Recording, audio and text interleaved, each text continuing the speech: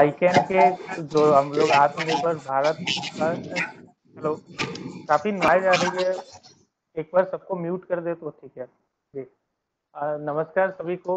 अभी आईकैन के आज हम लोग दूसरे दिन ट्रेनिंग में आए हैं, जो कि युवा फॉर आत्मनिर्भर भारत के लिए जो हम लोग ये ट्रेनिंग कार्यक्रम चला रहे हैं, उसके दूसरे दिन कल हमारा एग्रीकल्चर एंड फार्मर्स के लिए एक ट्रेनिंग था, और आज दूसरे दिन के ट्रेनिंग में माइग्रेंट एंड लेबर का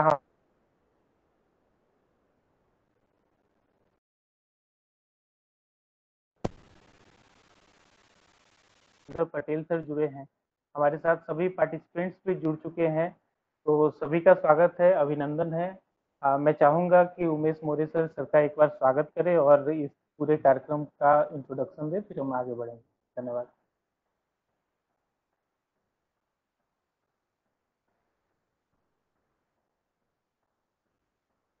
मैं इंडिया कोविन एक्शन नेटवर्क की तरफ से स्वागत करता हूं।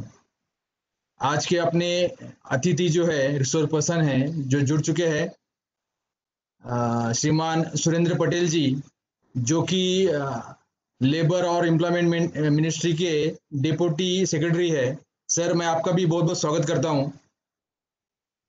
क्यों सर, मैं आपको बताना चाहता हूं कि ये जो सब लोग जुड़े हुए हैं वो अपने अपने क्षेत्र में अच्छा काम कर रहे हैं, लेकिन आदरणीय प्रधानमंत्री जी के आत्मनिर्भर भारत के आह्वान पर आईकैन से जुड़े हैं, और ये जो सब सारी स्कीमें जो है उनको सरल एवं उपयुक्त भाषा में और उपयुक्त माध्यम से अपने लाभार्थियों तक पहुंचाने के लिए कार्यरत है। सर, इस कार्यक्रम की शुरुआत कल से हुई है। 3 दिन का ये कार्यक्रम है, और कल इसकी शुरुआत कृषि एवं कल्याण मंत्रालय के जॉइंट सेक्रेटरी प्रसन्नता कुमार स्वाइन जी ने की, और कल एमएसएमई से कुछ रिसोर्स पर्सन आएंगे और अपना सत्र लेंगे। इस कार्यक्रम के 3 दिन का कार्यक्रम जो चल रहा है कल से शुरू होगा और उसको 28 को इसका समापन होने वाला है। इस 3 दिन के कार्यक्रम का उद्घाटन जो है वो भारतीय जनता पार्टी के संगठन महामंत्री आदरणीय बीएल संतोष जी ने उसका उद्घाटन किया था, और इसका समापन 28 अगस्त को भारतीय जनता पार्टी के राष्ट्रीय उपाध्यक्ष रामभव मालगी प्रबंधन के उपाध्यक्ष एवं राज्यसभा के जो सांसद है आदरणीय विनय सहस्रबुद्धे जी वो करने वाले हैं। सर, आत्मनिर्भर प्रेरक्स और आईकैन की पूरी टीम की ओर से मैं पुनः एक बार आपका स्वागत करता हूं। आज आपने टाइम निकाला है और आपके मंत्रालय की जो स्कीमें हैं उनसे हमें अवगत कराने वाले हैं और इसके ऊपर चर्चा भी करने वाले हैं। सर, आपका बहुत बहुत आभार, और आगे की कार्रवाई के लिए मैं कमलाकांत जी को जिम्मा सौंपता हूँ। धन्यवाद उमेश मौर्य जी। अब मैं सिमी मिश्रा जी से आग्रह करूंगा कि आईकैन का जो एक ब्रीफ प्रेजेंटेशन है उसको एक बार सर के सामने प्रस्तुत करें, और आईकैन की जो भी स्कीम्स हैं उस प्रोजेक्ट के बारे में थोड़ी सी ब्रीफ करें। धन्यवाद। Thank you, Kamlakanji. Good afternoon, sir. Namaskar. Thank you so much for joining us, and welcome participants again to another session, which is going to be, I think, very useful for us. Today, we are honored to have Mr. Patel with us, and he will be kind of walking us through the schemes which are for the laborers and for the displaced migrants. So, to make the session a successful session, just as we had one yesterday, my request to you would be that, please do listen in keenly to what he's saying and throw in as many questions as you feel like. So before that, let me just start to present what is ICAN and what this initiative is, just to give a little bit of a foundation. So Kamlakanji, just let me know if you can see my screen.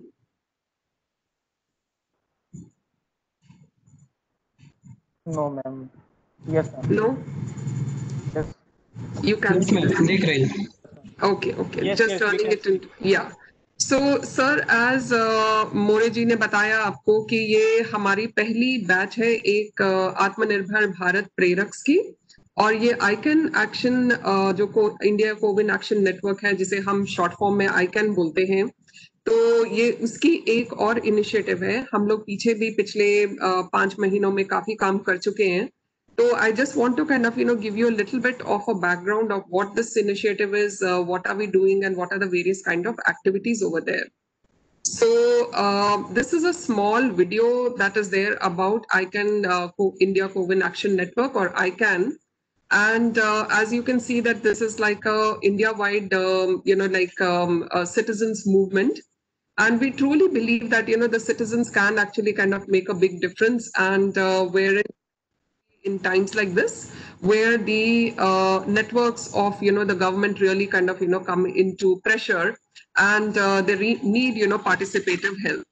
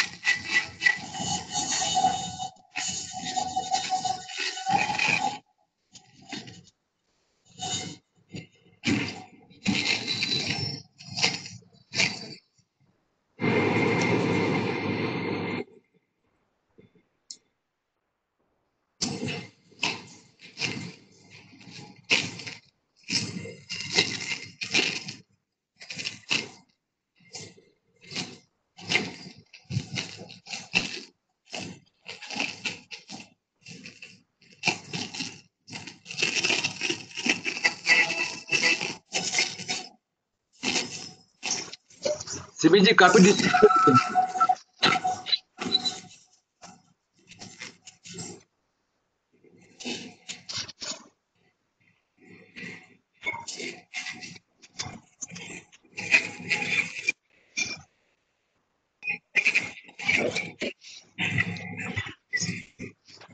Simi जी जी उमेश जी, काफी disturbance okay,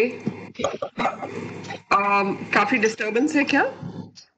disturbance मेरे ख्याल से तो background से ही आ रही है, people are coming in and going, तो मेरा यही आग्रह रहेगा कि आप थोड़ा सा सबको म्यूट पे रखें. So any which ways, I'll just give a very quick recap of this action network. Sir, ये जैसा आपने छोटे से वीडियो में देखा कि this is based on a technology platform which kind of geocodes the location of the help seeker and the help giver and kind of brings them through geotagging.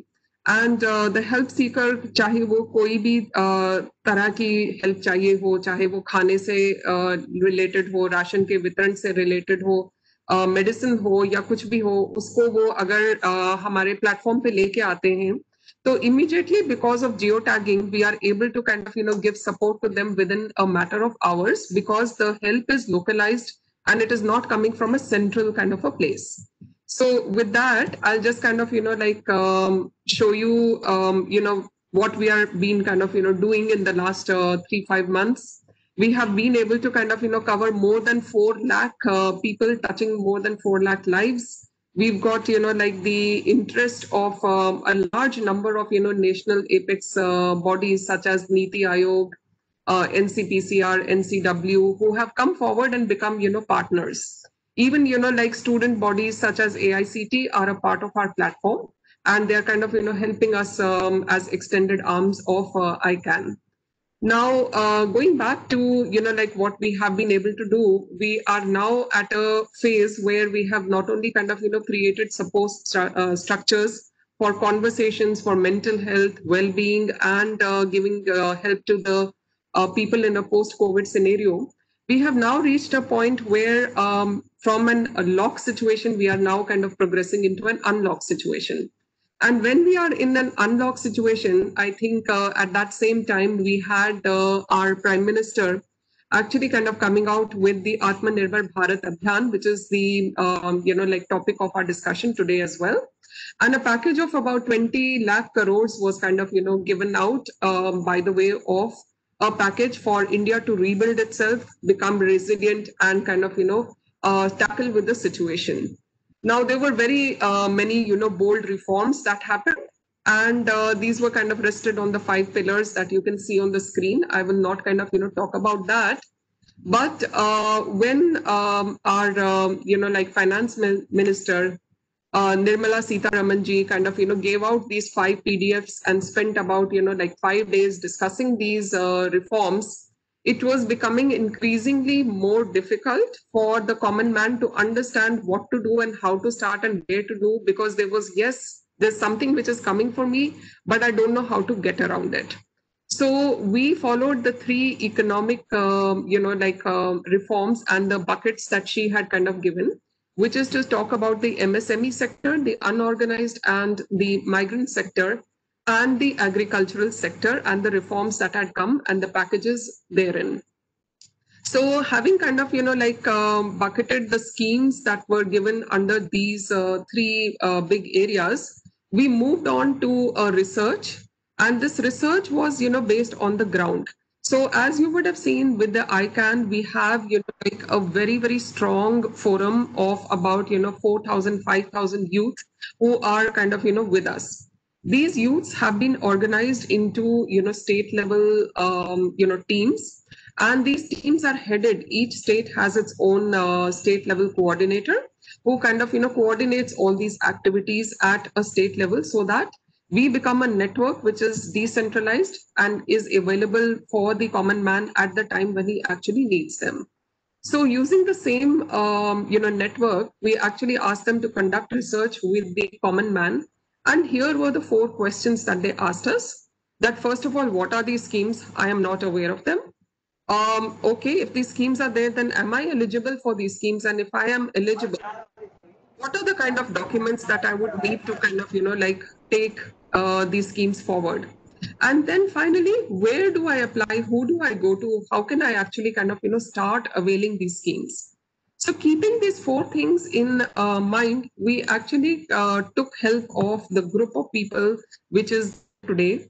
And these are people who are, if you look at their profile, they are PhDs, they are, MBAs, they are engineers, they are software technology engineers. And these are people who worked with the MSME sector, the farmers, some of them are FPO owners. So this is a group which is very, very educated and is also kind of, very, very well tuned into what is the schemes and what they are. Now, this group, we brainstormed, took the research inputs that were given to us, and we broke these schemes and kind of covered up, 38 schemes, which were in the same 3 buckets that we talked about earlier. Now, this is the first phase of our ICANN schemes initiative. Second phase, we will cover the other schemes that are also there, or sub-schemes, or, schemes that are at a state level, which may be kind of, smaller ones. Now, what we did was kind of can be presented very well through our ICANN network website. You're looking at the website over here. And I'll also play another video. And Moreji, you can tell me agar आवाज ठीक ना आए तो मुझे please बताइएगा. तो इसमें मैंने अभी आवाज म्यूट कर दी है, तो I will just kind of keep speaking. So this is kind of, the ICANN scheme repository. As you can see, it is kind of, broken up into 3 different kind of, buckets. If we open or click any of these buckets, it goes into the repository, which has tags that allows it to either search or kind of use a drop down. These small little descriptions help the person to kind of, find out what kind of a scheme it is. Is it a DBT? Is it a credit linked scheme? And if we go into the further details, you will see that each scheme has a very simple description, which is available in English, Hindi, and multiple different languages. We aim to do 7 different languages. And we have these mobile cards, which can be downloaded into the mobile and can be pushed through WhatsApp and other media to our people. In case you do not have a, like a WhatsApp account or something, we can even kind of take PDFs and print them out and, use them as little posters. And this is how we are kind of, designing our mobile scheme cards. The whole idea is that the people who are there today, they will be able to kind of, go through the, training with you, ask questions, and then on, they would go down to their states. They will kind of, hold meetings with the, local level people, maybe, district level people, and disseminate and make it easier for the common man to avail of these schemes. So with that said, sir, I think I would welcome you once again and thank you very much for sparing time to kind of, educate the first, training that we have for the Atmanirbhar Bharat Preraks. Kamlakant ji, I now turn it over to you. Thank you ma'am. मैं sir से आग्रह करूंगा Patel sir से कि जो भी योजनाएं हैं उस पर एक बार चर्चा करें। अब आगे से अपना प्रेजेंटेशन के साथ में सर आप अपना शुरू कर सकते हैं। धन्यवाद। नमस्कार, क्या सबको आवाज आ रही है मेरी ठीक? जी जी yes sir. Yes sir. Hindi ठीक रहेगा? Comfortable in Hindi? मिक्स कीजिए सर, मिक्स करते हैं, ठीक है।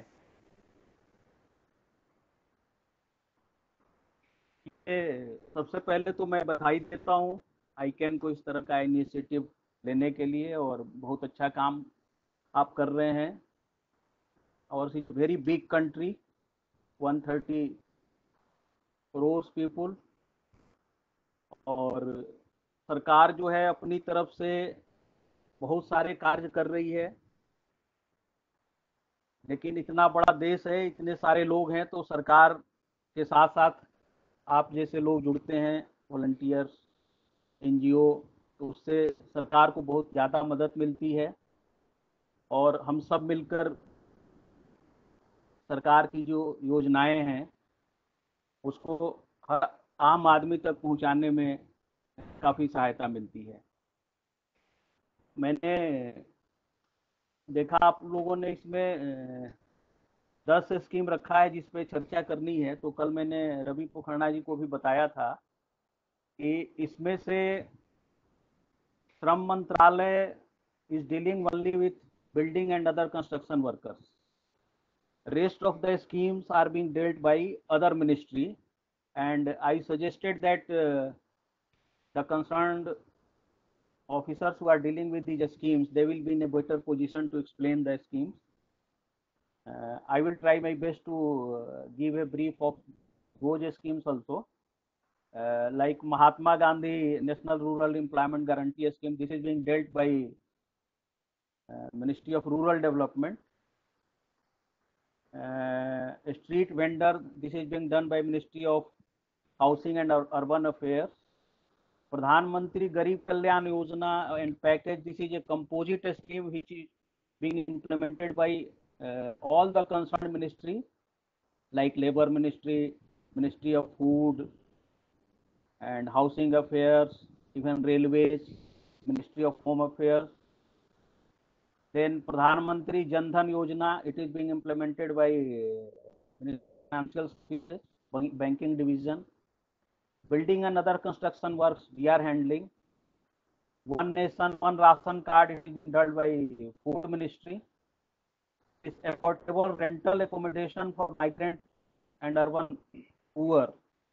This is being handled by Ministry of Housing and Urban Affairs.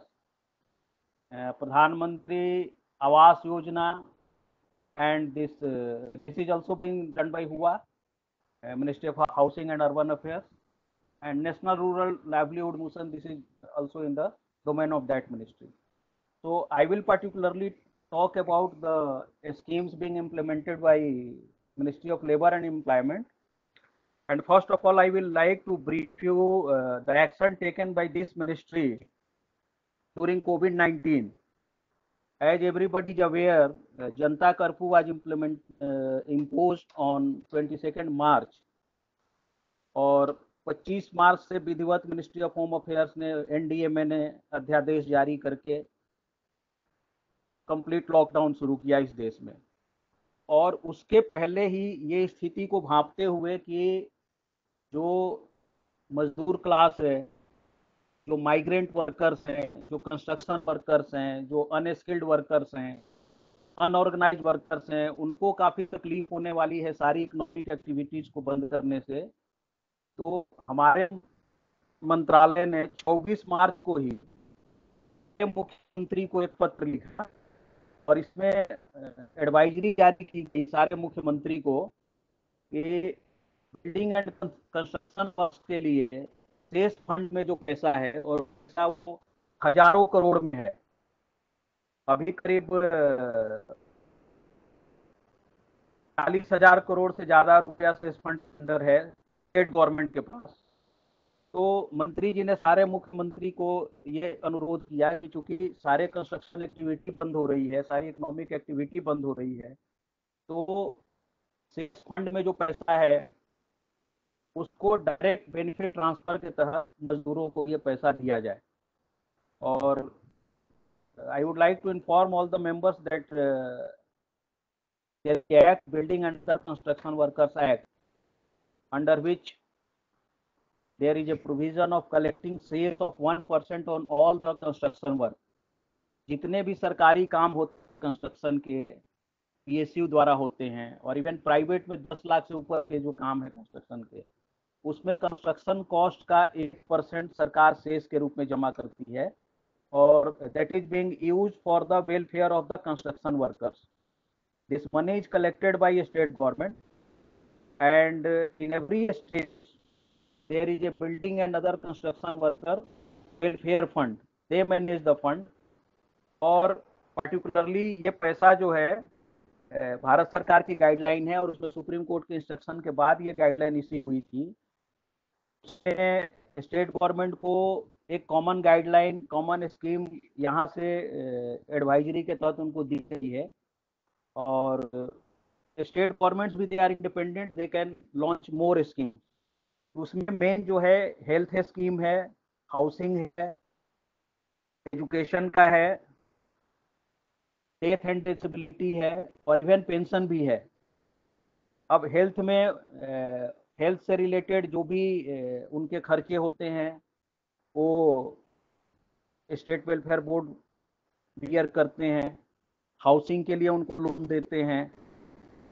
बच्चों के एजुकेशन के लिए ट्यूशन फी वगैरह रिइंबर्समेंट करने का प्रोविजन है, जो कि 15-20 हजार तक भी होता है यदि बच्चे इंजीनियरिंग मेडिकल कर रहे हैं तो। उसी तरह उनके लिए शेल्टर होम की व्यवस्था है। और कुछ कुछ स्टेट गवर्नमेंट ने यहाँ के इस फंड अच्छा कलेक्शन है और they are more concern with the welfare, they have started pension also. Kerala government is giving pension। So I am happy to inform you during COVID-19 सारे स्टेट गवर्नमेंट ने करीब करीब 2 करोड़ से ज्यादा कंस्ट्रक्शन वर्कर को 5,000 crore rupees directly उनके खाते में दिए हैं, ranging from 1,000 to 6,000। and it is from state to state because the big state like UP, Maharashtra and those states where a lot of construction activities are going on, their kit is more rich। In their welfare fund the amount is more। कुछ state जहाँ construction activity कम है तो वहाँ उनके welfare fund में पैसा कम है, तो सबने अपने बजट के हिसाब से और फंड के एबिलिटी के हिसाब से मजदूरों को पैसा दिया है। तो सरकारों ने पर डे 300 दिए हैं। दिल्ली सरकार ने 2 किस्तों में 5-5 हजार रुपये दिए हैं। उत्तर प्रदेश ने 2 किस्तों में 2-2 हजार रुपये दिए हैं। और एक सर्वे के अनुसार ऐसा अनुमान है कि देश में 5 करोड़ करीब कंस्ट्रक्शन वर्कर्स हैं, लेकिन जो एक्ट के तहत जो रजिस्टर्ड है वो 50% के आसपास ही हैं। और एक्ट में ये प्रोविजन है कि जो लोग मिनिमम 90 डेज कंस्ट्रक्शन एक्टिविटी में रहते हैं, कम से कम जो लोग 90 दिन कंस्ट्रक्शन वर्क करते हैं एक साल के अंदर, they are eligible to be registered with the board and they are eligible for all the benefits of the welfare board. तो हमारी कोशिश ये है कि ज़्यादा से ज़्यादा लोग रजिस्टर्ड हों। इसके लिए स्टेट वेलफेयर बोर्ड में हमेशा रजिस्ट्रेशन चालू रहता है। There is not any particular date. बहुत नॉमिनल फी रखा हुआ है उन लोगों ने, 10 रुपये 20 रुपये। अभी कोविड-19 के दौरान सारे वेलफेयर बोर्ड ने स्पेशल ड्राइव शुरू किया हुआ है और कोशिश है कि कोई भी वर्कर जो है, जो भी कंस्ट्रक्शन वर्क में लगा हुआ है, वो इससे बाहर न चला जाए। And as you all know, most of the construction workers are migrant workers। there are some states which are the labor supply, labor intensive population, and there are some states which are receiving the labor. Bihar, Odisha, UP, Jharkhand, Chhattisgarh, mostly laborers are going to other states, and Maharashtra, Delhi, Gujarat, Punjab, they are the receiving state. You can call them destination states. So most of the workers who are in the building activities, they are migrant laborers.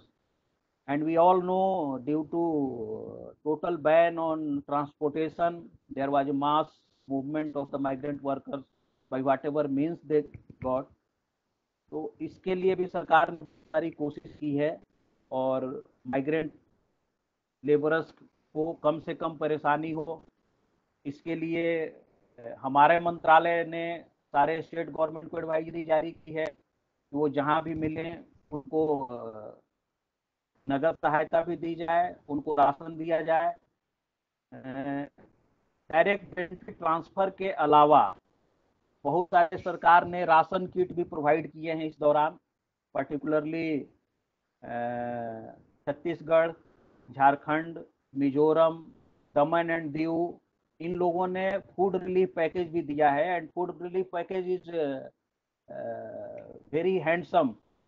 Karnataka जैसे state ने तो 15 kilo चावल, फिर दाल, उसके साथ नगद पैसे, ये सारी चीजें मजदूरों को इन्होंने उपलब्ध कराई हैं। तो ये तो particularly building and other construction workers की बात हो गई। मैं आत्मनिर्भर भारत में जो लोग प्रेरक हैं उनसे ये अनुरोध करूंगा कि एक तो वेबसाइट पे सारी जानकारी उपलब्ध है, तो वहां से भी सारी जानकारी लें, मिनिस्ट्री के साइट पे भी है। हर स्टेट गवर्नमेंट में स्टेट वेलफेयर बोर्ड है, बीओसी स्टेट वेलफेयर बोर्ड, तो अपनी तरफ से जब भी ये गांव में जाते हैं, मीटिंग करते हैं, तो मजदूरों को जरूर कहें कि वो अपना रजिस्ट्रेशन करवाएं। रजिस्ट्रेशन ऑलमोस्ट फ्री है और अब ये कोशिश की कि रजिस्ट्रेशन मोबाइल से भी हो जाए। लेबर इन्फोर्समेंट के ऑफिसर्स रहते हैं, बहुत सारे स्टेट में ऑनलाइन रजिस्ट्रेशन भी स्टार्ट है, तो उसमें उनकी सहायता कर सकते हैं, क्योंकि वी ऑल नो कि BOC workers are not very literate, उनको ये सब समस्या आ सकती है। यदि ऑनलाइन रजिस्ट्रेशन भी जहां हो रहा है तो उनको किसी की सहायता चाहिए, क्योंकि आजकल हर चीज़ में आधार नंबर और बैंक अकाउंट नंबर इसकी ज़रूरत पड़ती है। सारे फॉर्म्स बड़े सिंपल हैं और पूरा परिवार कवर होता है। यदि बीओसी वर्कर्स की डेथ हो जाती है अनफॉर्चुनेटली, तो स्टेट वेलफेयर बोर्ड से उनको इंश्योरेंस का भी पैसा मिलता है। यदि कोई डिसेबिलिटी हो जाती है उसके लिए भी उनको पैसा मिलता है, और सारी सोशल सिक्योरिटी उनको प्रोवाइड की जाती है। Apart from that there are many building and other construction workers who are working in big companies, तो वहाँ तो उनको EPFO, एम्प्लॉय प्रोविडेंट फंड की भी सुविधा मिलती है और ESIC की फैसिलिटी भी मिलती है। मिनिस्ट्री से रिलेटेड एक और तो बहुत बड़ा ऑर्गेनाइजेशन है, employ provident fund organisation, EPFO। जैसा कि आप सबको पता है कि जितने लोग प्राइवेट सेक्टर में काम कर रहे हैं, अभी जो इसका एक्ट है, it is applicable on the workers which are having a strength of more than 20 से ज़्यादा जहाँ भी लोग काम करते हैं उनका PF कटता है, और उससे पेंशन भी मिलता है, उनसे इंश्योरेंस भी मिलता है। और कोविड के दौरान ministry of labour and employment ने बहुत सारे रूल रिलैक्स किए हैं प्रधानमंत्री गरीब कल्याण योजना पैकेज के तहत, for providing relief to the subscribers of EPFO, employ provident fund और एम्प्लॉय पेंशन फंड का जो कंट्रीब्यूशन है वो दोनों मिलकर 24% ऑफ द वेजेज होता है। 24% वर्कर्स देते हैं, 24% गवर्नमेंट एम्प्लॉयर देता है।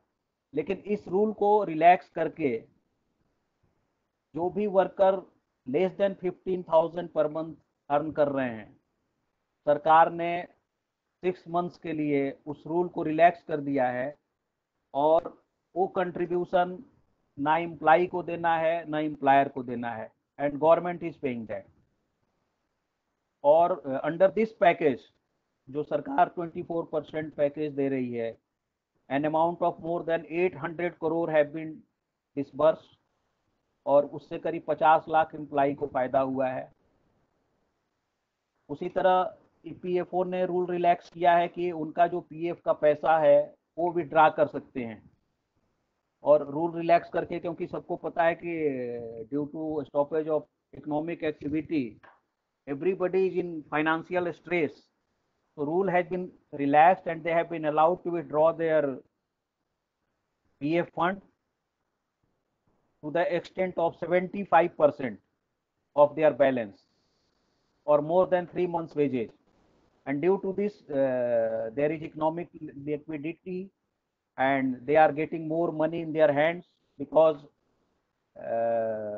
due to a stoppage of economic activity, many companies are on the verge of closure or they have closed. They are not earning, they are not in a position to pay. Though government has issued advisory to the employer to pay them wages, you may be aware that there was a PIL in Supreme Court by the employers, and they took the argument that since we are not earning anything, our revenue has dried up, we are not in a position to pay. And Supreme Court gave the direction that there should be a meeting and consensus between employee and employer, and they should sort out, and whatever they can do for the labor class, they should pay.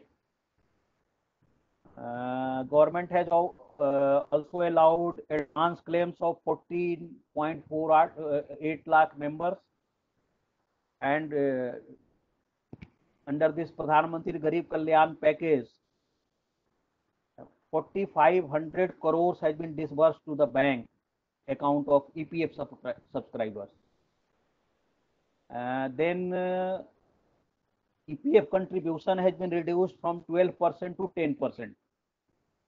Due to this, employees are getting more money in their hand, 2% more, and it is reducing the burden of employer also, because as a result of reduction of statutory deduction, the employees are in a position to carry home more salary, and at the same time employers are also paying less as contribution in the PF fund. Government is bearing this fund. We are also introducing labor codes in which migrant worker definition is going to be changed, and now migrant workers will include all workers, including organized, unorganized, and self-employed workers, and this will facilitate them to receive more benefits in future. Our ministry is also going to launch a national database for unorganized workers, which will cover all kinds of workers, and this database will help the state governments, migrant laborers, other workers, and government authorities to know the movement of the workers from their native place to other destination.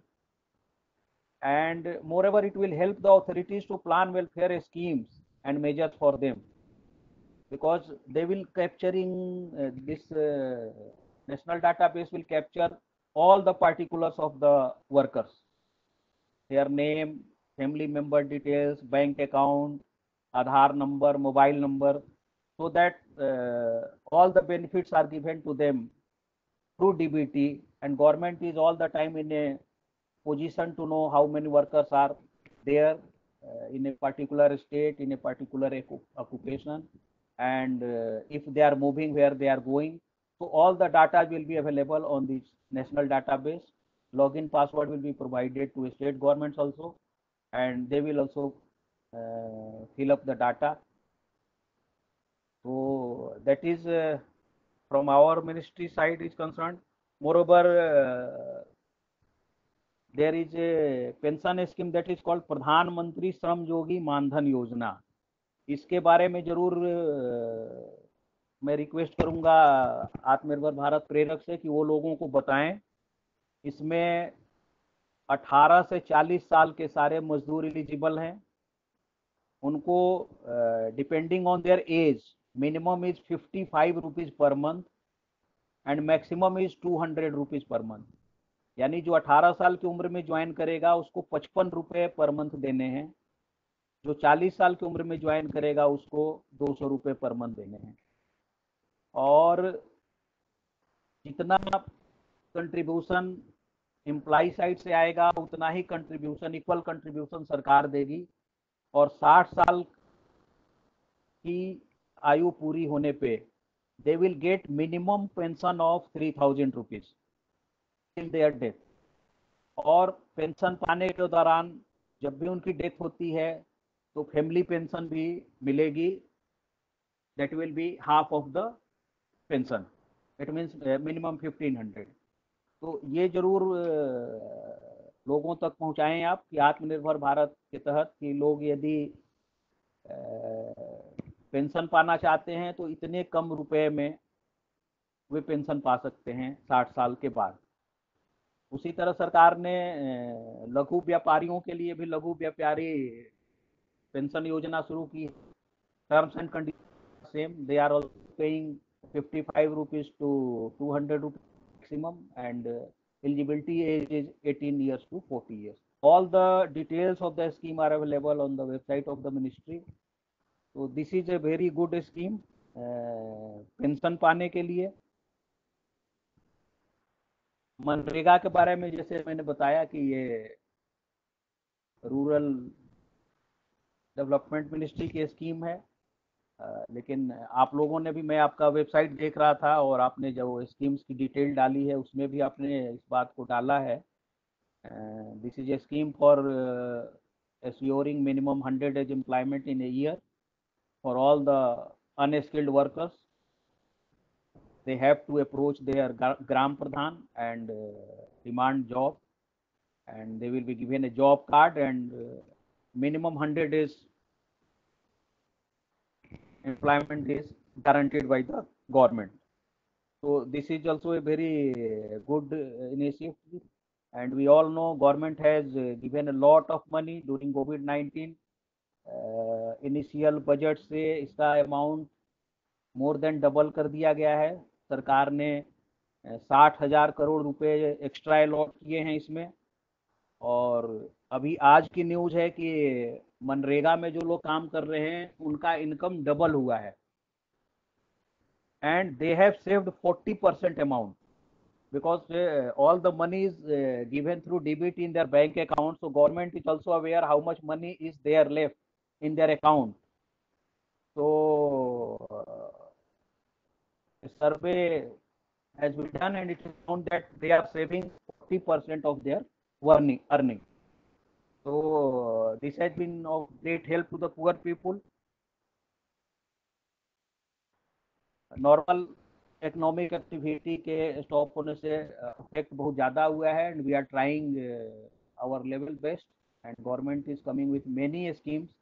और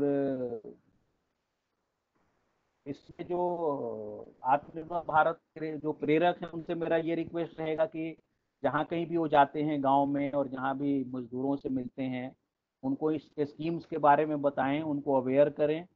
और हर जगह common service centre available है. सरकार की जितनी भी scheme है उसका रजिस्ट्रेशन, उसके बारे में सारी जानकारी, बैंक खाता खोलना, उसमें रजिस्ट्रेशन करवाना, पिमसिम से जुड़ना, ये सारे काम कॉमन सर्विस सेंटर में होते हैं. तो और इस देश में करीब करीब 3.5 लाख कॉमन सर्विस सेंटर हैं. तो प्रेरक इसमें एक बड़ा सहयोगी भूमिका अदा कर सकते हैं कि उन मजदूरों को जहाँ भी दिक्कत आ रही है, जहाँ उनके खाते नहीं हैं या जिनका आधार नहीं है, जहाँ वो अप्लाई नहीं कर पा रहे हैं, तो उसमें उनकी सहायता करें. और उनको कॉमन सर्विस सेंटर तक पहुंचाएं और सरकार की जो योजनाएं हैं उससे उनको जोड़ें। अब जैसे मैं बता रहा था, पिमसिम से जुड़ना इतना आसान है कि कॉमन सर्विस सेंटर में 5 मिनट से ज़्यादा वक्त उनको नहीं लगता है। All they need is one Aadhaar number, they should have a bank account, और आधार होने से और बैंक अकाउंट होने से उनका पिमसिम का खाता खुल जाता है, और उसके बाद वो बैंक को ऑथराइज करेंगे तो हर महीने उनका पैसा जो है ऑटो डेबिट हो जाएगा और सरकार इक्वल कंट्रीब्यूशन अपना जमा करती रहेगी। तो इसमें उनकी सहायता करें, ज़्यादा से ज़्यादा लोगों को प्रधानमंत्री श्रम योगी मानधन योजना में जोड़ें, ज़्यादा से ज़्यादा जो बिल्डिंग एंड कंस्ट्रक्शन वर्क में लगे हुए हैं उनको, जो लोग लेफ्ट आउट हैं, जो काम तो करते हैं कंस्ट्रक्शन का लेकिन रजिस्टर्ड नहीं है, तो because of that they are out of the welfare schemes of the welfare board, and there is a lot of money available with the welfare board. They are always willing to expend it on the welfare of the workers. तो प्रेरक इसमें एक बहुत ही constructive भूमिका अदा कर सकते हैं कि वो जुड़ जाएं। कंस्ट्रक्शन वर्कर्स जहां भी हों उनका रजिस्ट्रेशन करवाने में उनकी मदद करें। यदि मजदूर को ये पता नहीं है, क्योंकि हमें भी ये पता है कि बहुत सारे मजदूर जो कंस्ट्रक्शन वर्क में हैं वो रजिस्टर्ड नहीं हैं, और उनको इस बात की जानकारी नहीं है कि रजिस्टर्ड होने से उनको इतने सारे फायदे होने वाले हैं, और जो कि बिल्कुल फ्री है, क्योंकि सरकार कंस्ट्रक्शन एक्टिविटी का 1% सेस जमा कर रही है। तो they are not required to pay anything, they just have to get themselves registered with the welfare board. Mostly welfare board में जो वहाँ के लेबर सेक्रेटरी हैं, वहाँ स्टेट गवर्नमेंट की जो लेबर मिनिस्ट्री है उनकी मशीनरी के सारे लोग उसमें हैं। लेबर वेलफेयर ऑफिसर हर जिले में उपलब्ध है। तो इसमें आत्मनिर्भर भारत प्रेरक अच्छा काम कर सकते हैं। तो मेरे ख्याल से लेबर मिनिस्ट्री की तरफ से मैं इतना ही बताना चाहूँगा, और बाकी जो भी आपके सवाल होंगे मैं उसका जवाब दूंगा। Over to you. Thank you sir. काफी अच्छे से जानकारी सारी स्कीम्स जो हैं उसका आपने हमें हमसे साझा किया। अब मैं सिमी मिश्रा जी से अनुरोध करूंगा कि क्वेश्चन आंसर राउंड एक बार आगे बढ़ाएं। So thank you Kamalakant ji, thank you sir. बहुत ही अच्छे और सरल तरीके से आपने ना ही स्कीम्स के बारे में बताया, पर आपने उन पॉइंट्स पे भी फोकस किया कि जहाँ पे इन स्कीम्स में आत्मनिर्भर भारत प्रेरक आके आगे बढ़ सकते हैं, अपना श्रमदान दे सकते हैं, और एक जिसे कहते हैं ना रीबिल्डिंग को हम आगे निर्माण कर सकते हैं अपने देश का। तो सर इसको आगे लेते हुए मेरे पास कुछ 6-7 सवाल हैं जो डिफरेंट लोगों ने भेजे हैं। तो सबसे पहले मैं वो किसी भी एक ऑर्डर में I will just kind of like read this out. तो एक असम से नीता बोरा जी का सवाल है कि वो कह रही है कि target month for relief of most of the schemes is नवंबर 2020। तो इसमें डिसबर्समेंट में हमारी स्कीम्स हैं, तो इसमें आप थोड़ा सा अगर कुछ बता सकें कि इज दैट ट्रू कि we will have to wait for till November 2020, या फिर इस आगे जाएगा, या फिर हम बिल्कुल इमीडिएटली कुछ बेनिफिट्स हम देखते हैं। Right now, I think nobody is in a position to tell कि COVID-19 कब तक रहेगा। जी सरकार ने अब नवंबर तक किया है, लेकिन बीओसी वर्कर की जो स्कीम है that is permanent, it is not related to COVID-19, it is always available. So we don't have any time limit, we don't have any issue, and we don't have any constraints. So particularly regarding BOC workers, there is no constraint of time, no constraint of fund. Similarly, for getting them enrolled in PIMSIM and Laghu Vyapari Yojana, that is always available, that is always open, and there is no time constraint. I Sorry, think I'm speaking on he's mute. talking about some other schemes under which the government is giving them a special benefits, relaxing all the norms. So that is available up to 30 November. But so far as our ministry scheme is concerned, that is always available, always available. Okay, sir. Sir, thank you very much for that insight. So I think now we are clear that every ministry is a little different, and यहाँ पे हमारी जो सी schemes है वो हमेशा ही खुली रहती है, तो जी बहुत ही जी जी लगा हमें ये सुन के कि जो हमारे कंस्ट्रक्शन में लेबरर्स हैं उनके लिए immediately there is a lot that is available. अब मैं दूसरे सवाल पे जाती हूँ सर। ये जी अभी त्रिपाठी जी का सवाल आया है और ये दिल्ली से हैं जी और जी ये पूछना चाहते हैं कि कंस्ट्रक्शन वर्कर्स की जो सी स्कीम्स हैं, आप देखेंगे कोई भी लेबर चौक में अगर हम जाएंगे तो कंस्ट्रक्शन वर्कर के साथ में उसका औजार होना काफी जरूरी है। और ठीक है, जहाँ पे मतलब वो छोटी मोटी कुछ लाइक भाला छेनी होता है, that is like okay, but when it kind of comes to slightly more sophisticated, जैसे कि एक वेल्डिंग में या फिर कुछ और औजार लेने, तो क्या कोई ऐसी स्कीम है जिसके अंदर not only the welfare but also the construction and buying of the tools is covered? See, ma'am, wherever POC worker is working, and as I have told, this act is applicable only on the big projects, government projects, POC works, and private involving more than 10 lakhs. So that is the duty of the employer to provide them all the equipments to the worker. Whatever, and there is provision in the act that all the certificates, all the safety gears, all the equipment they have to provide. So I think that is not the issue.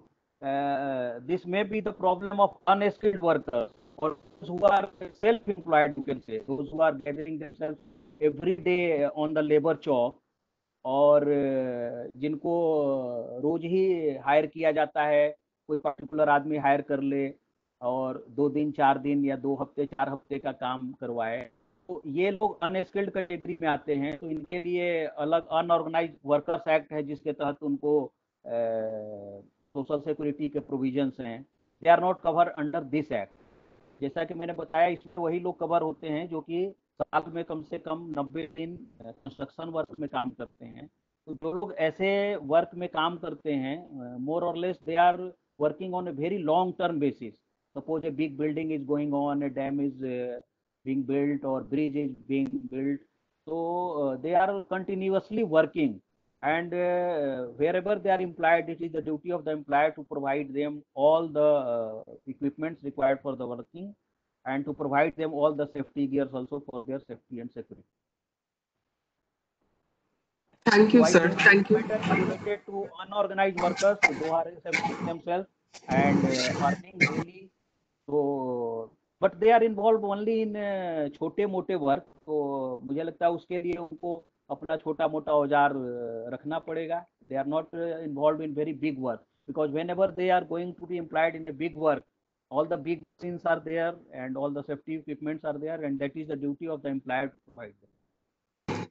Sir, that is fine, but आपको, I mean, like from a human kind of a perspective, I thought that जिनके पास permanent employment नहीं है, जिनके पास बड़ा employment contract नहीं है, तो they are also equally deserving.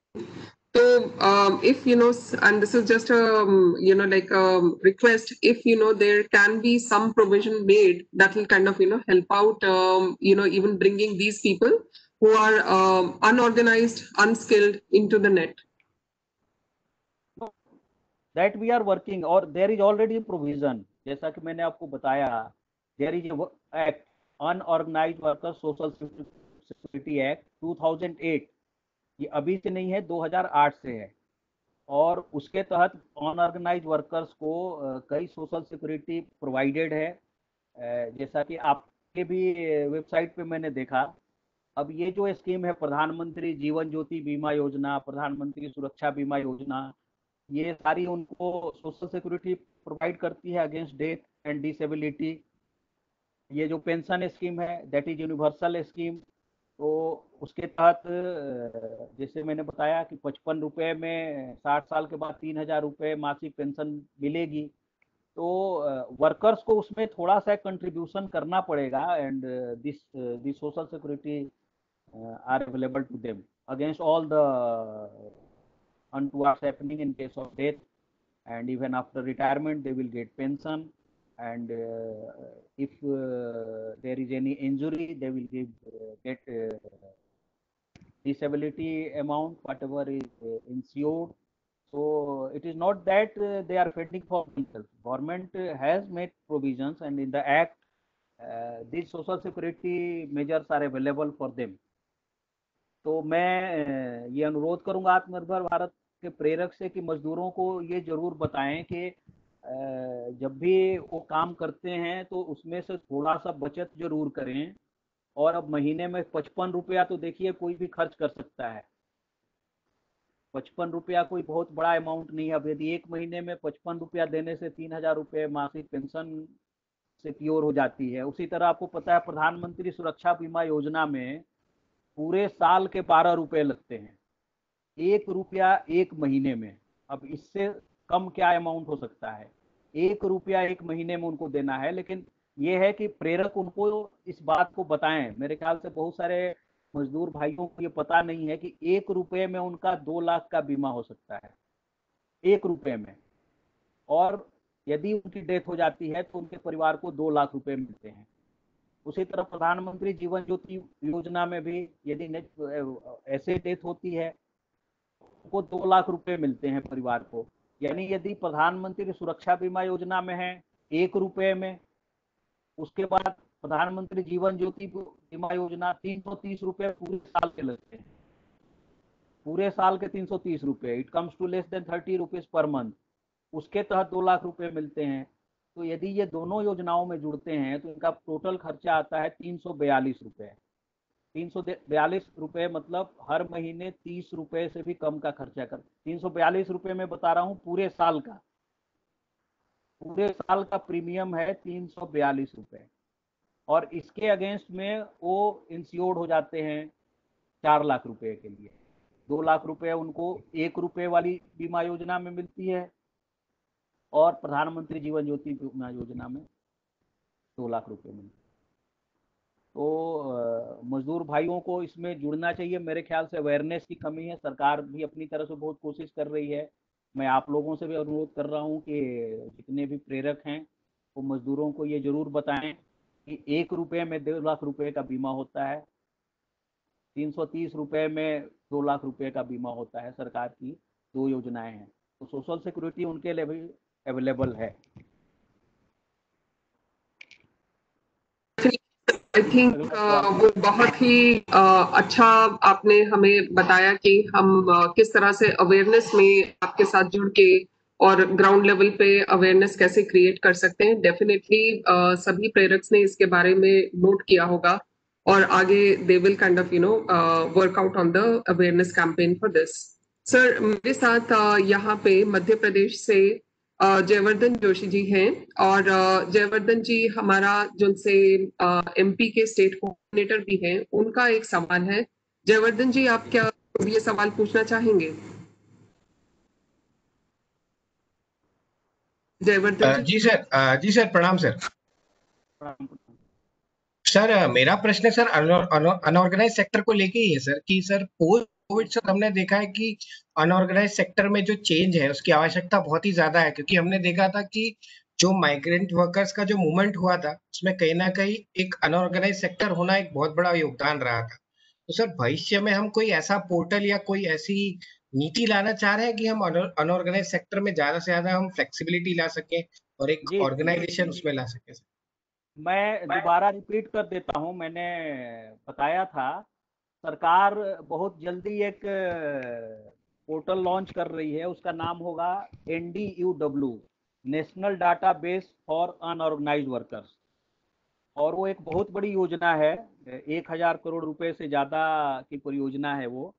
और उसमें सभी तरह के मजदूर, मोस्टली वो अनऑर्गेनाइज्ड वर्कर्स के लिए ही है, और उनकी सारी प्रोफाइल उसमें कैप्चर होगा, उनका सारा डाटा कैप्चर होगा। और वो डाटा सरकार के पास होने से एक तो सहूलियत ये होगी कि ये जो इतनी अच्छी अच्छी स्कीम है सरकार की, जो कि उनका खाता नहीं होने से नहीं मिल पाती है, उनका आधार होने से नहीं मिल पाती है, उनका मोबाइल नंबर पता होने से नहीं होती है, या फिर चूंकि ये अपना प्रोफेशन चेंज करते रहते हैं, माइग्रेंट वर्कर नाम ही इसलिए पड़ा है कि वो माइग्रेट करते रहते हैं, जहाँ भी उनको अच्छी मजदूरी मिलती है, जहाँ अच्छा काम मिलता है वहाँ जाते हैं, या फिर एक जगह काम खत्म हो जाता है तो दूसरी जगह चले जाते हैं। तो सरकार को ये सूचना नहीं होती है कि वर्कर्स कहाँ मूव कर रहे हैं, और उनका डिटेल्स नहीं होता। तो सरकार को यदि सीधे फायदा देना होता है तब भी नहीं दे पाती है। जैसा मैंने बताया कि बिल्डिंग एंड कंस्ट्रक्शन वर्कर्स जो हैं 5 करोड़ लोग हैं, लेकिन 2.5 करोड़ लोगों को ही फायदा दे पाई सरकार, खाते में पैसा पहुंचा पाई, क्योंकि सरकार के पास पैसा भी है, नियत भी है, स्कीम भी है, लेकिन यदि उसको पहुंचाने का जरिया नहीं है। अब यदि वर्कर्स ने अपना रजिस्ट्रेशन नहीं कराया है, या उसने अपना खाता नहीं खोला है, उसने अपना आधार नहीं बनवाया है, तो मेरे ख्याल से प्रेरक की सबसे बड़ी भूमिका ये होगी कि जितने लोग भी अभी तक खाता नहीं खोल पाए हैं, हालांकि सरकार ने बहुत कोशिश की, और आपको पता है जीरो बैलेंस पे खाता खुल रहा है, और बहुत सारे लोगों ने खुलवाया,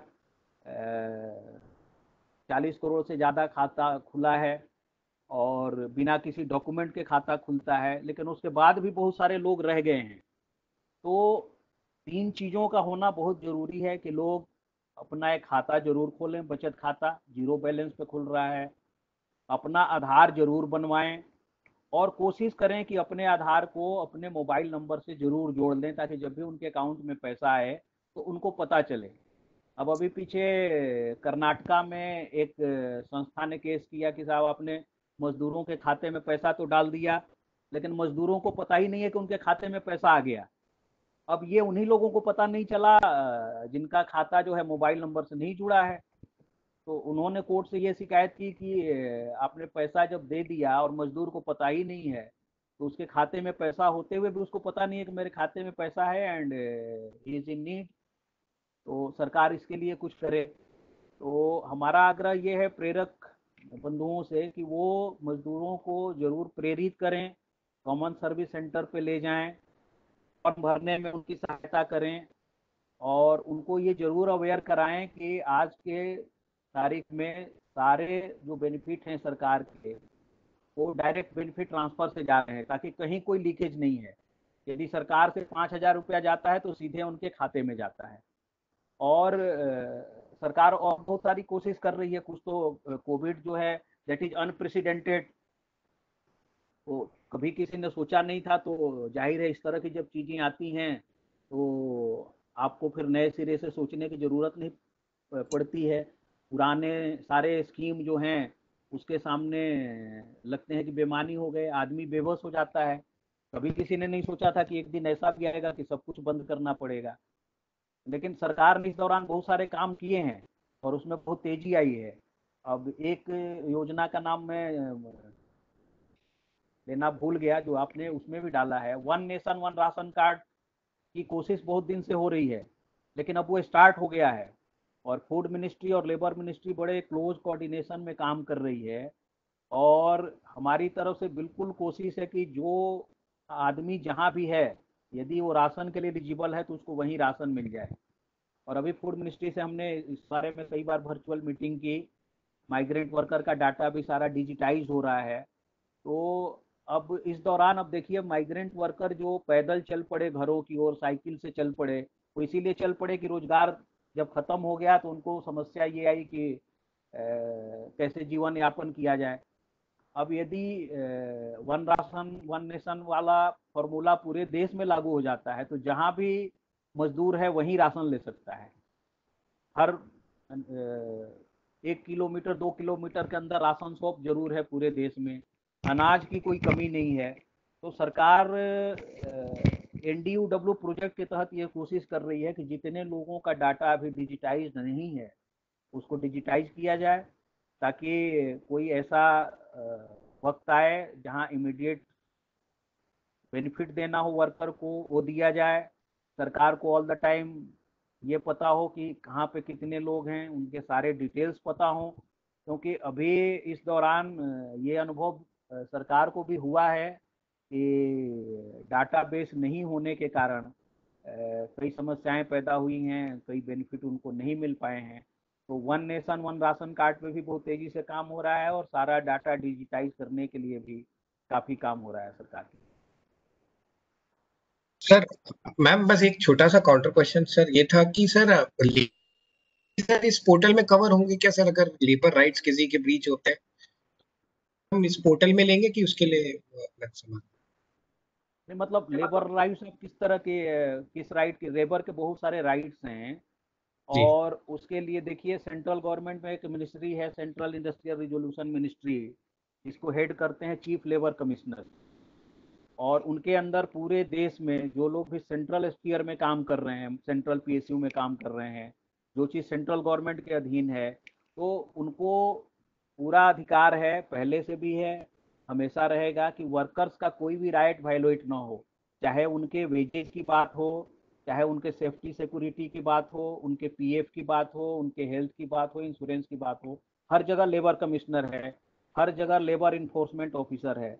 उसी तरह हर स्टेट गवर्नमेंट में भी लेबर डिपार्टमेंट है और उनकी पूरी मशीनरी है। तो लेबर राइट्स इन्फोर्स करने के लिए हमेशा ही ऑफिसर्स हैं, सरकारी कानून हैं, तो उनके कानूनों का कोई उल्लंघन नहीं कर सकता, उनके अधिकार जो है हमेशा सुरक्षित हैं। और कोविड के दौरान भी जितनी शिकायतें हमें मिली हैं, चाहे उनको वेजेज ना मिलने की बात हो, वेजेज कम मिलने की बात हो, नौकरी से निकालने की बात हो, उन सब पे जो है सरकार ध्यान दे रही है। और हमारी कोशिश है कि उनके जो भी राइट्स हैं वो सुरक्षित रहें और वो हमेशा रहेंगे। कोई भी राइट्स उनका कोविड की वजह से सस्पेंड नहीं हुआ है। So thank you, sir, for that question in great detail. So now I will kind of move on to the next question, and ये question मतलब this has come from two people, so I'm kind of making it into one question. तो हमारे देश में अगर हम देखें तो चिल्ड्रन एंड वुमेन बहुत ही ज्यादा malnutrition और they are like the most unhealthy in the world actually. तो जब हमारे पास फूड सिक्योरिटी है बट माल न्यूट्रिशन के ऊपर इतना फोकस नहीं किया जाता है एंड इससे क्या हो रहा है कि most of the people are kind of getting left out of the health schemes specifically if I look at the target group that we are talking about, that unorganized labor and even the construction workers. तो जो भी अभी हमारी schemes आई हैं इसमें registered construction workers को बहुत सारे बेनिफिट्स मिलते हैं. So can you kind of tell us about what is the benefit that they will get for health and sickness? नहीं, जैसा कि हेल्थ सिकनेस के लिए मैंने बताया कि जितने भी वेलफेयर बोर्ड हैं सबके पास बीओसी वर्कर्स के हेल्थ के लिए स्कीम है। यदि उनको कोई भी बीमारी होती है, उनका कोई भी खर्चा आता है, तो वो सारा रीइम्बर्स होता है वेलफेयर फंड से। तो बीओसी वर्कर्स जितने भी रजिस्टर्ड हैं उनका हेल्थ इंश्योर्ड है। जहाँ तक अनस्किल्ड वर्कर्स की बात है, आपको पता है प्रधानमंत्री जन आरोग्य योजना के तहत जो है स्कीम है वो आम आदमी के लिए है, जिसके तहत वो 5 लाख रुपया हर परिवार को इलाज पे सरकार देती है। प्रधानमंत्री आयुष्मान योजना जो है वो पूरे देश में लागू है, उससे उनको जोड़ना है अनस्किल्ड वर्कर्स को, और कोई भी आम आदमी जुड़ सकता है एंड दैट इज फ्री। और मुझे बताते हुए ये खुशी है कि बीओसी वर्कर्स भी जितने वेलफेयर बोर्ड का हेल्थ स्कीम है ही, हम सारे बीओसी वर्कर्स को प्रधानमंत्री आयुष्मान भारत योजना से भी जोड़ रहे हैं। तो 5 लाख रुपए तक जो भी खर्चा आएगा उनका वहन करेंगे। Sir and that is Anshika Gangwal ji हमारे साथ हैं. ये यूनिवर्सल स्कीम है। देखिए सोशल सिक्योरिटी की जितनी स्कीम है, apart from the other privileges you are labour is getting, working in any organized sector, but anybody who is unorganized sector worker, they are also getting the benefit of all the universal scheme. देखिए, प्रधानमंत्री श्रम योगी मानधन योजना, उसी तरह व्यापारी के लिए लघु व्यापारी योजना, या ये जो सुरक्षा बीमा योजना है, ये जो आयुष्मान भारत योजना है, ये सारी ऑलमोस्ट फ्री हैं। आयुष्मान योजना बिल्कुल फ्री है। और ये अनऑर्गेनाइज वर्कर्स के लिए ही है, क्योंकि जो लोग अनऑर्गेनाइज सेक्टर में काम करते हैं उनको तो ये बेनिफिट है ही। जहां भी काम करते हैं वहां हेल्थ इंश्योरेंस का उनके पास है। अब देखिए, 10 से ज्यादा लोग जिस कंपनी में काम करते हैं, they are eligible to be covered under ESIC, employed state insurance corporation. और उसमें जो है इम्प्लाई का बहुत नॉमिनल कंट्रीब्यूशन होता है, <2%। सरकार ने उसको घटाया है। एम्प्लॉयर का कंट्रीब्यूशन भी घटाया है, और उनको जो है सारी हेल्थ की बेनिफिट मिलती है, उनका सारा इलाज फ्री होता है। देश में ESIC के बहुत सारे हॉस्पिटल हैं, और उनका बड़ा से बड़ा खर्चा भी सरकार रिइम्बर्स करती है। और उसके अंदर बहुत सारे इम्पैनल्ड हॉस्पिटल हैं कि जो ESIC का मेंबर है, तो उनको कोई भी बीमारी होती है तो उनके सारे खर्चे जो है सरकार द्वारा किए जाते हैं। तो ये उनको बताने की जरूरत है कि लोग अपना ESIC का कार्ड बनवाएं। तो ये सारी सोशल सिक्योरिटी स्कीम्स जो हैं, that is universal, it is not debarring anybody, all unorganised workers can join it. Yes, sir. Thank you so much for that. अभी हमारे साथ एक अनुष्का गंगवाल जी जुड़ी हुई हैं। उनका एक सवाल है। जी जी। अंशिका जी, अगर आप मुझे सुन पा रही हैं? Hi ma'am, good evening. Hi sir, good evening. So good I want to evening. know if for female laborers actually after delivery. Sorry, आपका सवाल मैं सुन नहीं पाया, आवाज डिस्टरबेंस है। सर, क्या ऐसी कोई स्पेशल स्कीम्स है फीमेल लेबर्स के लिए और ऐसे फीमेल लेबर्स के लिए जिन्होंने डिलीवरी करी है? जी हाँ, जितने भी अनऑर्गेनाइज सेक्टर में महिलाएं काम करती हैं, देखिए जो ऑर्गेनाइज सेक्टर में है वहाँ तो ऑलरेडी फीमेल वर्कर्स के लिए वो सारी फैसिलिटी है जो गवर्नमेंट में है, पर्टिकुलरली फॉर मैटरनिटी बेनिफिट। और ये सुविधा जो है वो प्राइवेट सेक्टर में भी अवेलेबल है फीमेल वर्कर्स को। उनको मैटरनिटी लीव मिलता है, पेड लीव मिलता है मैटरनिटी। और इस चीज के अलावा कोई और उनके लिए स्कीम्स हेल्थ से रिलेटेड या डिलीवरी के टाइम जो भी उनके नहीं, जो ये भी मैं देखिए, जो मैटरनिटी लीव जो मिल रहा है, तो मैटरनिटी लीव 26 वीक का मिलता है, दैट इज पेड लीव। इसके अलावा मैटरनिटी का जो भी उनका खर्चा आता है वो तो हेल्थ इंश्योरेंस में कवर होता ही है। वो जहाँ भी काम करती हैं, एम्प्लॉयर इज बाउंड टू पे। Okay sir. ये उनको लिए है फीमेल वर्कर्स के लिए। जैसे सरकार में सुविधा है, सरकार में जो भी महिलाएं काम करती हैं उनको मैटरनिटी लीव मिलता है, उसी तरह से प्राइवेट सेक्टर में भी जो महिलाएं काम करती हैं उनको मैटरनिटी लीव का प्रोविजन है। पहले ये बहुत कम था, अब उसको बढ़ा के 26 सप्ताह कर दिया गया है। ठीक है सर, थैंक यू। जी sir, thank you very much for this. अभी हमारे साथ फरीदाबाद से मिस्टर वार्ष्णेय है और उनका एक सवाल है regarding the pension. Varshney sir, अगर आप अपना सवाल आप पूछना चाहेंगे तो मैं पूछूंगी।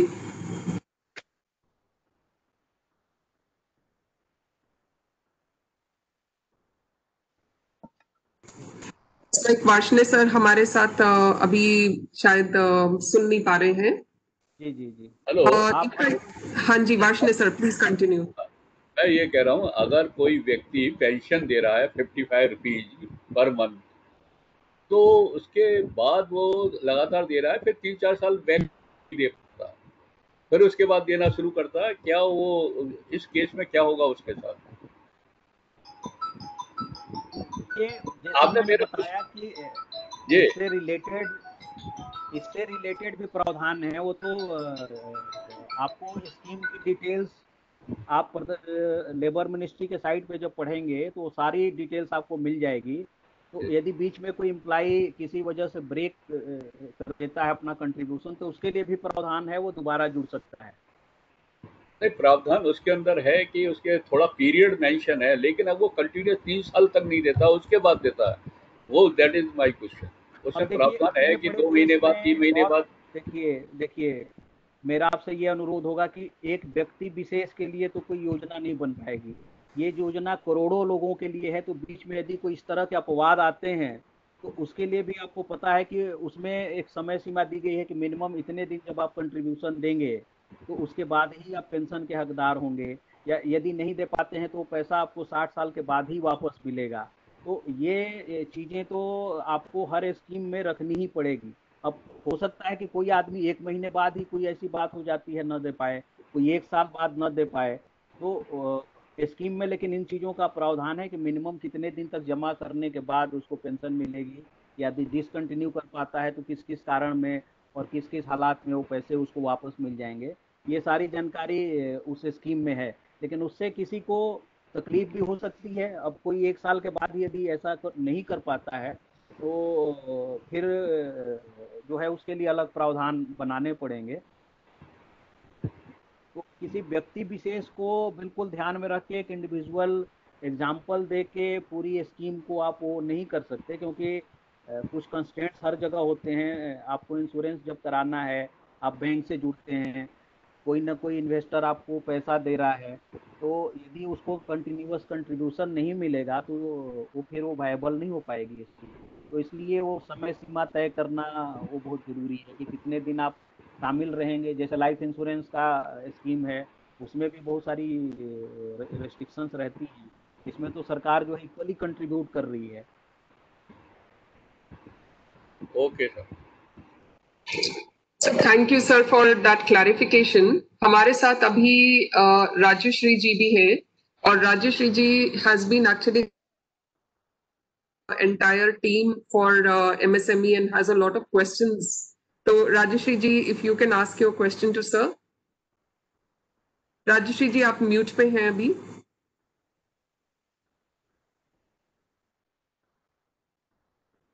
Am I audible now? Yes, Yes ma'am. Am I audible now? yes ma'am बोलिए।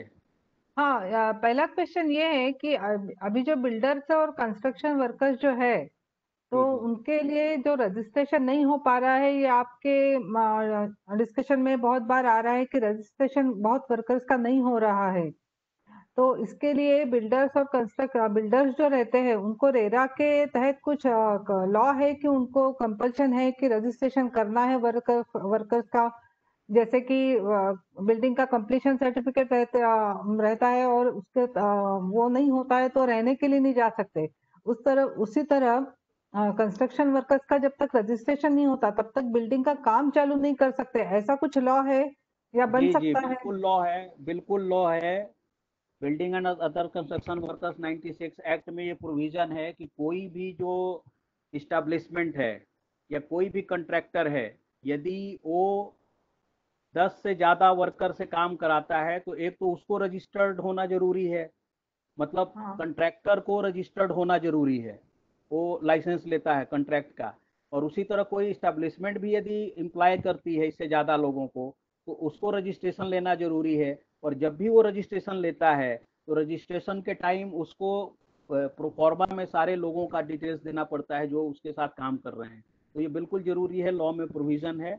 और यदि वो ऐसा नहीं करता है तो वो जो है he is liable to be prosecuted under law. उसके लिए लेबर इन्फोर्समेंट ऑफिसर हर जगह हैं, राज्य सरकार के भी और केंद्र सरकार के भी। तो फिर ये कानून की रजिस्ट्रेशन पूरी क्यों नहीं हो व्यवस्था है। पा रहा है? तो रजिस्ट्रेशन क्यों नहीं हो पा रहा है? उसके लिए देखिए बहुत सारे कारण हैं, उसको आप एक कारण नहीं बता सकते कि क्यों नहीं हो पा रहा है। देखिए एक तो ये काम जो है चूंकि इंटरमीडिएट नेचर का है और आपको सरकार कोई सुविधा दे रही है तो मजदूरों को भी जागरूक होना बहुत जरूरी है। जैसा कि मैंने इसीलिए कहा कि यहाँ पे एनजीओ की और वॉलंटरी ऑर्गेनाइजेशंस की और जितने भी लोग जागरूक नागरिक हैं उनकी भूमिका हो जाती है, क्योंकि मजदूर इतना लिटरेट नहीं है, उसके नियमों की जानकारी नहीं है ना। तो वहां पे ये भूमिका आ जाती है। ये हम सबकी ड्यूटी है, सरकार ने कानून बना दिया है, उसको इन्फोर्स करने के लिए ऑफिसर्स भी बहुत सारे हैं, बहुत सारे वर्कर्स। अब इतनी बड़ी पॉपुलेशन में कुछ लोगों ने अब सपोज बीच में ही काम छोड़ दिया, उसका रिन्यूअल नहीं कराया, क्योंकि कानून में प्रोविजन है कि भाई आपको कम से कम 90 दिन काम करना है। तो यदि आप 90 दिन काम नहीं करते हैं तब भी रजिस्ट्रेशन नहीं हो पाएगा। फिर आपको depending upon state welfare board rule आपको 1 साल में या 2 साल में, कई जगह 5 साल में भी रिन्यूअल कराना है। अब सपोज मजदूर रिन्यूअल नहीं कराता, परिस्थिति बदल जाती है, वो कंस्ट्रक्शन वर्क का काम छोड़ के फिर खेती में चला जाता है या किसी और पैसे में लग जाता है, तो इस वजह से कई बार वर्कर्स रजिस्टर्ड होते हैं, उसके बाद रिन्यू नहीं कराते हैं। तो बहुत सारे कारण है, एक कारण आप नहीं कह सकते कि किसी एक कारण से रजिस्ट्रेशन नहीं है। और उसके लिए अभी भी बहुत सारे राज्य सरकार, आपने बहुत सारे एडवर्टाइजमेंट भी देखा होगा। अभी पिछले महीने ही हमने एडवाइजरी गाइडलाइंस जारी की है कि स्पेशल ड्राइव चला के और जितने भी मजदूर छूटे हुए हैं उन सबको रजिस्टर्ड किया जाए। हम लोग लगातार वीडियो कॉन्फ्रेंस कर रहे हैं, हमारे लेबर सेक्रेटरी, हमारे माननीय मंत्री जी लगातार इस बारे में मुख्यमंत्री को लिख रहे हैं, उनके साथ वीडियो कॉन्फ्रेंस कर रहे हैं। और जितने भी लेफ्ट आउट वर्कर्स हैं वो उनको जरूर इसमें रजिस्टर्ड किया जाए। तो that is a continuous process. आपको पता है बहुत सारा लेबर फोर्स रिटायरमेंट 60 साल की उम्र हो गई या किसी और वजह से उन्होंने पेशा बदल लिया, दूसरी जगह चले गए, तो इस वजह से भी रजिस्ट्रेशन से बाहर चले जाते हैं और नई वर्क फोर्स जुड़ती रहती है। तो that is a continuous process. Okay okay, thank you sir. और ये डेटा कब अवेलेबल होगा वेबसाइट पे, जो आप नॉन अनऑर्गेनाइज सेक्टर का जो डेटा कर रहे हैं मिनिस्ट्री, वो जी कब जी, अवेलेबल? तो मैं उस पर बता दूं कि देखिए वो जो है सुप्रीम कोर्ट के मॉनिटरिंग में बन रहा है ना। सुप्रीम कोर्ट भी मॉनिटर कर रहा है और उसमें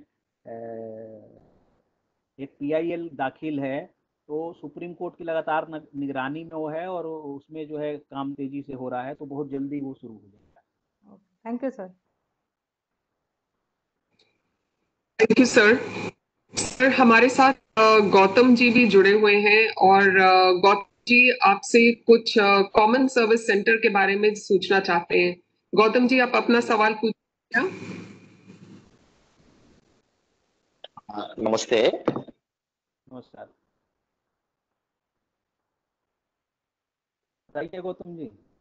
हाँ, कॉमन सर्विस सेंटर जो आप बोले थे ना, तो ये common service centres all over India में कितने रहेंगे या आए 3.5 लाख हैं, करीब करीब 3.5 लाख कॉमन सर्विस सेंटर हैं। so okay, so and the other thing is where can we find this data, I mean common service centers data? देखिए आजकल तो हर सवाल का जवाब गूगल पे मिल जाता है। बाकी मिनिस्ट्री ऑफ इंफॉर्मेशन टेक्नोलॉजी का जो साइट है उसमें आप जाएंगे Okay, तो कॉमन सर्विस सेंटर कहाँ पे हैं वो सारा आपको मिल जाएगा, उसका लोकेशन भी मिल जाएगा और उसका कॉन्टैक्ट भी मिल जाएगा। धन्यवाद। और मेरा एक सवाल है, जो ये कंस्ट्रक्शन वर्कर का रजिस्ट्रेशन बोले थे ना, तो ये कंस्ट्रक्शन वर्कर, अगर एक कंस्ट्रक्शन वर्कर है, उनको उनका रजिस्ट्रेशन करवाना बोल तो प्रोसीजर क्या है, बता सकते हैं? देखिए जैसा मैंने बताया ये सारा राज्य सरकार के अधिकार क्षेत्र में है। लेबर का जो सब्जेक्ट है that is in concurrent list of the constitution. So central government as well as state governments both are empowered to make rules, implement rules under the constitution. In most of the concurrently subjects, central government make the acts and they make the rules, and that is mainly adopted by the state governments. But if they wish to change anything as per their requirement, because ours is a very big country and requirements and commitments and due to other different regions also they may require a little bit change in the rules, so they are free to change the rules. So this is under the mandate of the state government and different boards have their own rules, but more or less they are following the common guidelines of the central government. And whenever you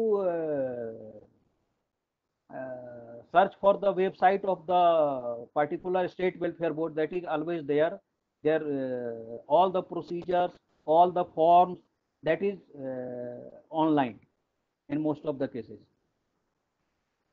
Suppose a worker is working in Punjab and you want to get him registered under Punjab State Welfare Board, you can always go to the Labor Ministry site of the Punjab government. You will get all the details.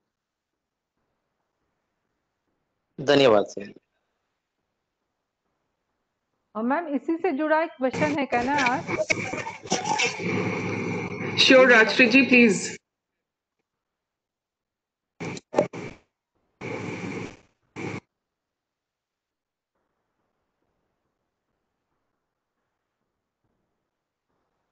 We are not getting your voice.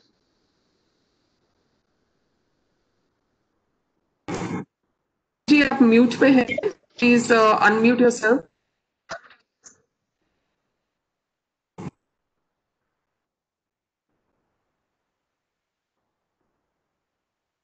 Am I audible now? Yes, yes. Now audible. ये जो construction workers जो है, समझो पंजाब का है और महाराष्ट्र में काम कर रहा है, तो क्या उसे पंजाब की रजिस्ट्रेशन करनी चाहिए या महाराष्ट्र की? हाँ, काम करता है वहीं पर रजिस्ट्रेशन होगा। अच्छा, ऐसा नहीं है कि जहाँ के है वहीं रजिस्ट्रेशन करना है, ऐसा जरूरी नहीं है? नहीं नहीं, काम अब देखिए, यदि वो महाराष्ट्र के कंस्ट्रक्शन एक्टिविटी में काम कर रहा है तो he will be registered by the Maharashtra state welfare board. Okay okay, thank you sir.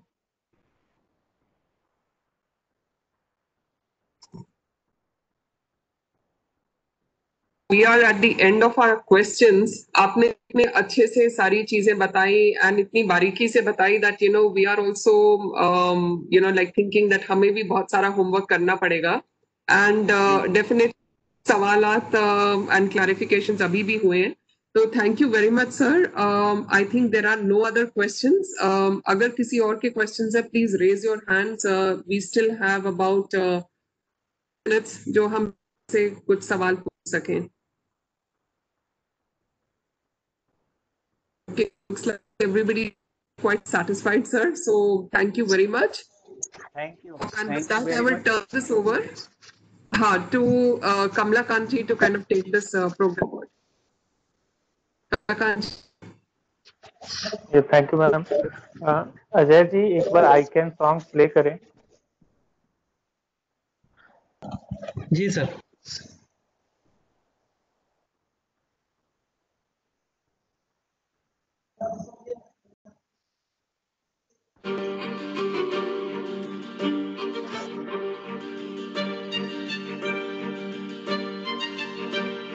मुश्किल है आन पड़ी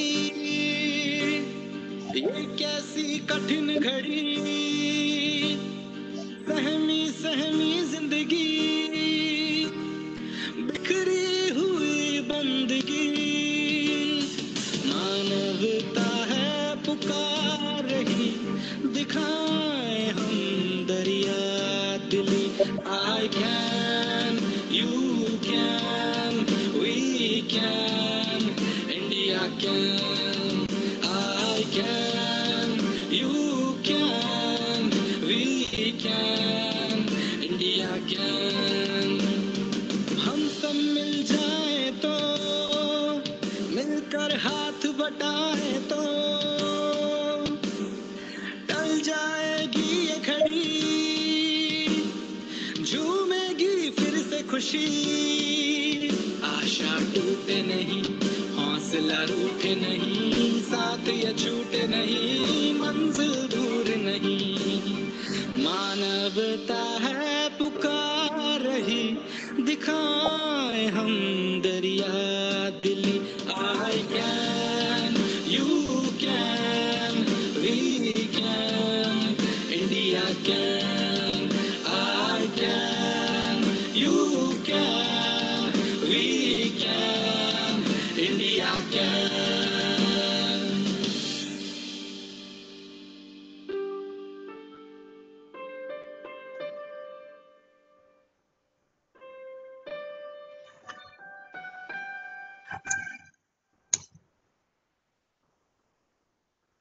अजय जी, इसी स्लोगन को लेकर हम लोग आगे भी बढ़ रहे हैं। I can, you can, we can. अब मैं समापन की ओर अब हम लोग बढ़ चले हैं, तो शिप्रा त्रिपाठी जी से आग्रह है, जो हमारी दिल्ली की स्टेट कोऑर्डिनेटर हैं, उनसे आग्रह है कि एक बार धन्यवाद करें, वोट ऑफ थैंक्स, उसके बाद हम लोग समापन की ओर बढ़ेंगे।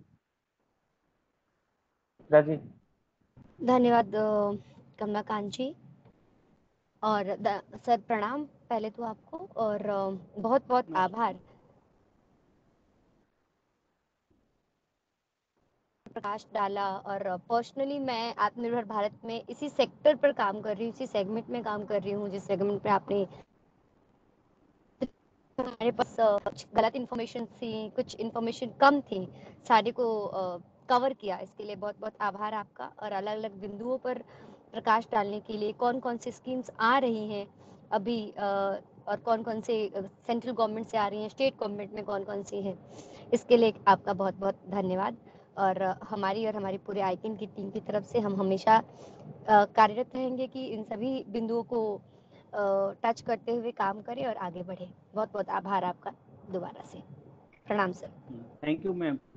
आई congratulate ICAN and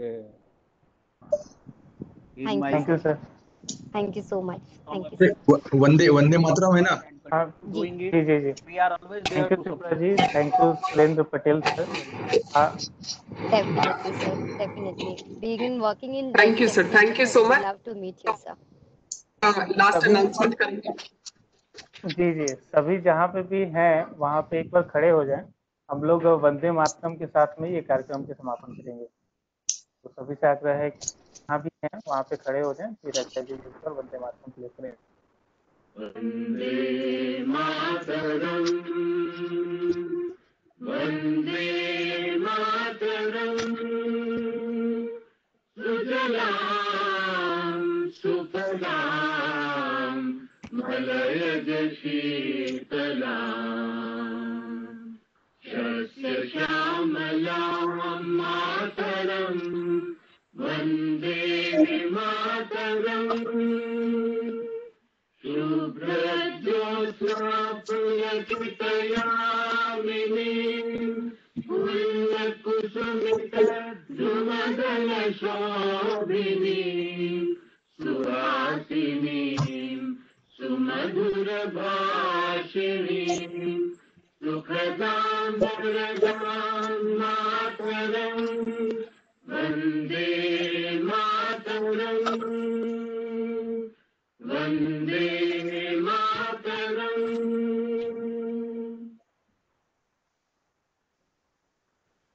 Bharat Mata की जय। Thank you very thank you Surendra ji. Thank you sir. Thank you, आप सबका बहुत बहुत धन्यवाद। जय हिंद। मैम कल के लिए कोई और अनाउंसमेंट करना है तो?